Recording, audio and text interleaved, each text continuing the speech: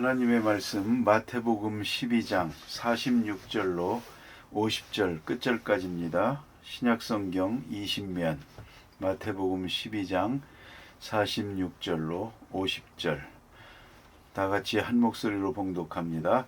예수께서 무리에게 말씀하실 때에 그의 어머니와 동생들이 예수께 말하려고 밖에 섰더니 한 사람이 예수께 여짜오되 보소서 당신의 어머니와 동생들이 당신께 말하려고 밖에 서 있나이다 하니 말하던 사람에게 대답하여 이르시되 누가 내 어머니이며 내 동생들이냐 하시고 손을 내밀어 제자들을 가리켜 이르시되 나의 어머니와 나의 동생들을 보라. 누구든지 하늘에 계신 내 아버지의 뜻대로 하는 자가 내 형제요 자매요 어머니이니라 하시더라. 아멘. 오늘 여기 주신 말씀 가운데 예수님의 형제들이 예수를 만나려고 청혼을 드렸는데 이 말씀 후에 만났는지 안 만났는지 그건 알 수가 없습니다만 일단 예수님께서는 그것을 계기로 해서 우리에게 중요한 교훈을 가르쳐주고 있습니다. 누가 내 형제요 자매요 모친이냐. 하늘에 계신 내 아버지의 뜻대로 하는 자다 그랬습니다. 사실 여러분 모친이요 형제요 자매요 이런 혈연관계에 우리가 많이 매여 있지만 신앙이 바르면 이건 아무 의미도 없는 것입니다. 수십 년 같이 살았어도 예수 안 믿으면 남편도 남편 아니고 아내도 아내 아닙니다. 신앙을 떠나면 아시는 대로 자식도 자식이 아닙니다. 무엇보다 신앙이 제일 중요한 것입니다. 여러분 중동의 아랍 국가들이 많이 있지 않습니까? 그래서 세계가 혼란해 있는데 우리는 그걸 알아야 합니다.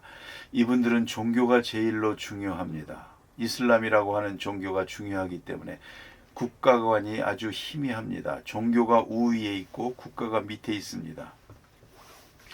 그렇기 때문에 종교만 같으면 다른 나라 사람들도 얼마든지 형제가 됩니다. 우리는 지금도 알게 모르게 일본, 중국 등 나라와 나라 사이에 벽이 있습니다. 하지만 아랍은 안 그렇습니다. 원래 이 모슬람이라고 하는 종교가 전체주의거든요. 그래서 정치, 경제, 문화, 종교가 완전히 하나가 되어버립니다. 그렇기 때문에 이 모슬람 종교 사회에 있어서는 국가관이 확실하지 않습니다. 그래서 세계가 걱정하는 것이 모슬람 나라 어딘가 하나를 건드리면 모슬람 세계가 다 대듭니다. 그래서 이게 참으로 어려운 문제가 됩니다. 그런데 오늘 신앙의 사람들은 사실 신앙이 우선입니다. 형제다, 직장이다. 있지만 신앙이 우선입니다. 신앙이 같고야 형제이지 신앙이 다르면 그건 완전히 남남입니다. 아무 의미도 없는 것입니다. 그걸 우리가 경험하지 않습니까? 오늘 본문에 예수님께서 지금 이러한 입장에 섰습니다. 예수님이 역사하실 때 지금 이렇게 나서서 복음을 전하고 많은 병자를 고치고 또 많은 사람에게서 높임을 받고 존경을 받을 때 예수님의 가족들에게 문제가 있었습니다. 왜냐하면 많은 소식이 들려오지 않습니까? 예수님이 이런 병자를 고쳤답니다. 와, 굉장하구나. 또 죽은 사람을 살렸답니다. 와, 굉장하구나. 많은 사람이 따른답니다. 이럴 때 마리아도 형제들도 다 좋았습니다. 그런데 문제가 있습니다. 그것은 뭐냐면 귀신 들렸다는 소식이 들려오거든요. 바알세불을 힘입었다고 그렇게 바리새 교인들이 얘기했답니다. 이 소식이 어머니에게 들려옵니다. 여러분은 어떻겠습니까? 내 아들이 나가서 큰일을 한다. 아주 감사하고 훌륭하다. 자랑스럽고. 그런데 어느 날 귀신 들렸답니다. 소식이 들려올 때 기가 막힐 것 아니겠습니까? 이제 가보고 싶지 않겠습니까? 그래서 찾아온 겁니다. 예수님이 귀신 들렸다는 말을 듣고 도대체 어찌 된 일인가? 정말 그런가? 하고 찾아온 것입니다. 그런데 여기 형제들이 있는데 이 형제들이 누구냐 하는 것을 조금 알아야 하겠습니다. 마리아가 성령으로 잉태되어 예수를 낳게 되는데요. 그때는 아버지가 누구인지 모르는 아이를 낳게 되면 간음한 여자로 인정이 돼서 돌에 맞아 죽습니다. 아버지를 대지 못하면 안 됩니다. 그런 문화권에서 살기 때문에 성령으로 잉태되어 예수가 태어나야겠지만 이것만 가지고는 그 당시 문화가 허락질 않습니다. 그래서 요셉이라는 사람이 필요합니다. 그래서 성경에 아이를 잉태하여 왔으나 아이를 낳기까지 동침치 아니하니라. 굉장히 중요한 말씀입니다. 그래서 요셉의 이름으로 덮어주어서 예수가 세상에 태어나고 요셉의 아들이라는 이름으로 자라게 됩니다. 그 다음에 마리아와 요셉 사이에는 결혼 생활을 하면서 계속 아이를 낳았습니다. 그러니까 동생들이 있습니다. 흔히 이복 동생이라는 말이 있지만 이 집에는 이부 동생입니다. 그런 형제들입니다. 이 형제들이 이 자리에 나타나게 되는데 마태복음 13장 55절 보면요. 이는 그 목수의 아들이 아니냐. 그는 마리아 그 형제들은 야고보 요셉 시몬 유다라 하지 않느냐.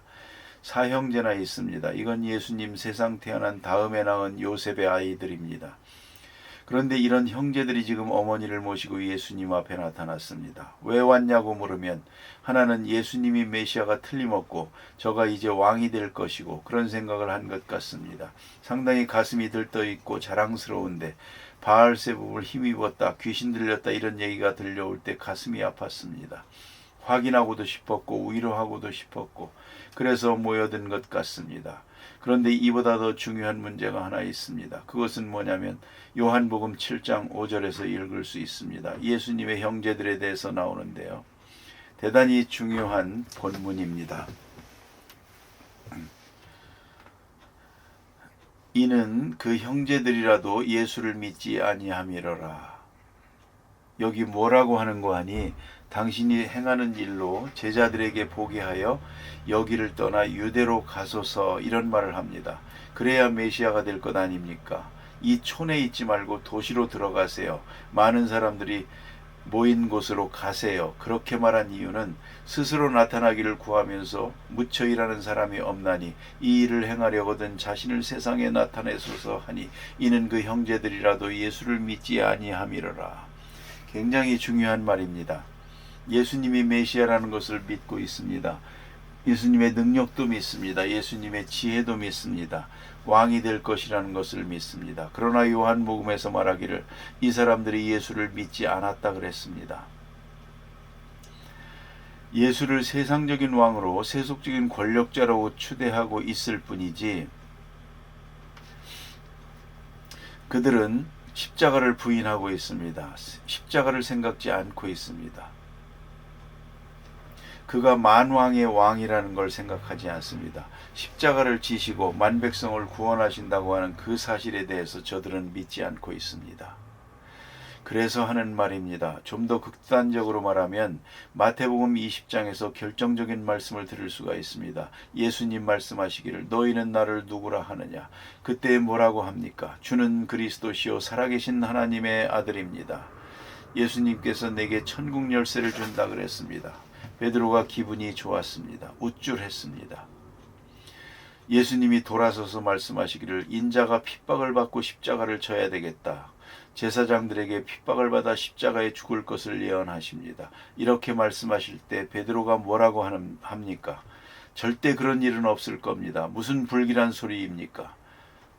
여기서 만유를 하게 됩니다. 그럴 때 예수님은 아주 단호하게 당장 돌이켜서 말씀하십니다. 사탄아 물러가라. 방금 너는 베드로다. 천국 열쇠를 내게 준다 해놓고 싹 돌려서 사탄아 물러가라 그랬습니다. 너는 나를 넘어지게 하는 자로다. 왜 그렇습니까? 그가 십자가를 부인했거든요. 이걸 아셔야 됩니다. 혈연이다, 학연이다, 지연이다 말이 많습니다만 가장 중요한 것은 신앙입니다. 신앙이 다르면 형제도 아니고 자매도 아니요. 좀 더 엄격히 말하면 십자가를 부인하면 형제도 자매도 아닙니다. 오늘 예수님께서 그래 바알세붑을 힘입었다는 소문이 들린다고 해서 걱정을 하고 있느냐.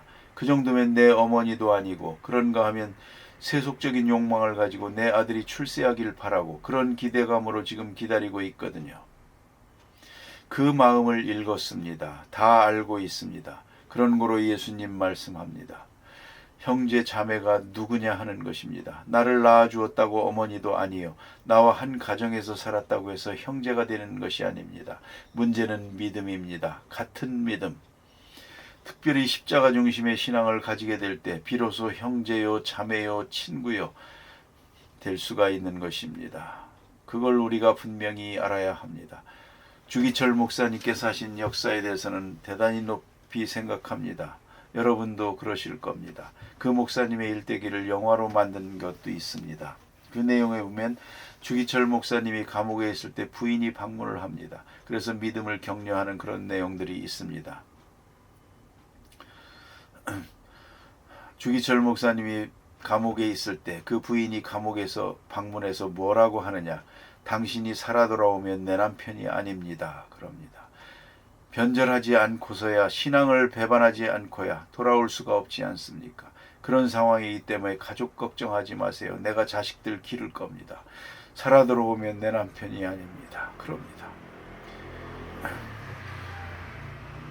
그런 아내가 있었기 때문에 그는 순교할 수 있었습니다. 그 아내는 후처입니다. 전처자식을 맡아 키우고 있습니다. 그런데 만일에 그때 부인이 이렇게 말했다면 어떻겠습니까? 당신 정신 있어 없어? 처녀를 데려다가 결혼해놓고 전처자식 맡겨놓고 먼저 순교해버리면 나는 어떡하라는 거예요? 그러면 마음 약해지는 것 아닙니까? 그러면 주기철 목사님 아내가 누굽니까? 그렇게 울면 그건 아내가 아닙니다. 악마이지. 안 그렇습니까? 순교를 못하게 매일 찾아가서 울면 그게 악마이지. 아내입니까? 살아 돌아오면 내 남편이 아닙니다. 오늘 예수님께서 누가 내 형제요 자매냐 그겁니다. 육신적으로 같이 살았다고 피를 나누었다고. 아닙니다. 신앙이 같아야 됩니다. 하나님을 섬기는 믿음이 같아야 합니다. 특별히 핵심적으로 말하면 십자가 중심의 신앙을 가져야 됩니다. 부활 신앙을 가져야 합니다. 영생을 지향하는 그런 확실한 믿음을 가지고 있어야 됩니다. 그럴 때 형제요 자매요 친척이요 친구요 제자요 이것이 아니면 아무것도 아닙니다. 오히려 찾아와서 아니 귀신 들렸다면서요 하면 어떡하겠습니까? 이런 사람들은 귀찮은 사람들입니다. 예수님께서 가시는 길에 방해되는 겁니다. 그런 거로 우리는 무엇보다도 중요한 것이 신앙입니다. 그 신앙 중에도 이적을 믿는 신앙, 능력을 믿는 신앙, 그것이 아닙니다. 십자가 중심의 신앙, 그리고 부활 신앙이 확실해야 됩니다. 그런 신앙을 가질 때만이 아내도 아내가 되고 남편도 남편이 되는 것입니다. 이 뜻을 알아야 합니다. 그리고 이 거룩한 역사를 방해한다면 어떻게 형제고 자매가 되겠습니까? 여기 구체적으로 어째서 만나려고 했는지, 왜 이렇게 말씀하셨는지 암시적으로 되어 있고 그건 우리가 해석해야 될 부분입니다. 그러나 분명한 것은 예수님께서 지금 저 십자가를 목표로 해서 나가는 길에 이 복음 사업을 이루는 길에 있어서 이들은 별로 도움이 되질 못했습니다. 저들이 이러저러한 마음으로 예수님을 찾아왔는데 예수님은 별로 반갑지 않습니다. 우리가 이걸 분명히 알아야 합니다. 그래서 나의 모친과 나의 동생을 보라. 나의 모친은 동생은 바로 나와 같은 믿음을 가진 사람들이다. 아직 이해를 못하고 이러는데 사실은 뒤늦게 이 중에 야고보가 있습니다. 그가 예수님을 바로 믿고 뒤에 예루살렘 교회의 제1감독이 됩니다. 그리고 순교까지 합니다. 형제들이 다 뒤에 순교합니다. 그래서 뒤에는 좋은 형제들이 됐고 어머니도 물론 십자가 밑에까지 따라가서 흔히 말하는 성모 마리아가 되지 않습니까? 뒤에는 그러겠지만 바로 이 시간은 그렇지 못했습니다. 인정에 끌려서 그런 자세로 예수님을 만나려고 했던 것 같습니다. 그래서 예수님께서 이렇게 말씀하십니다. 누구든지 하늘에 계신 내 아버지의 뜻대로 하는 자가 내 형제요 자매요 모친이니라. 기도하십시다.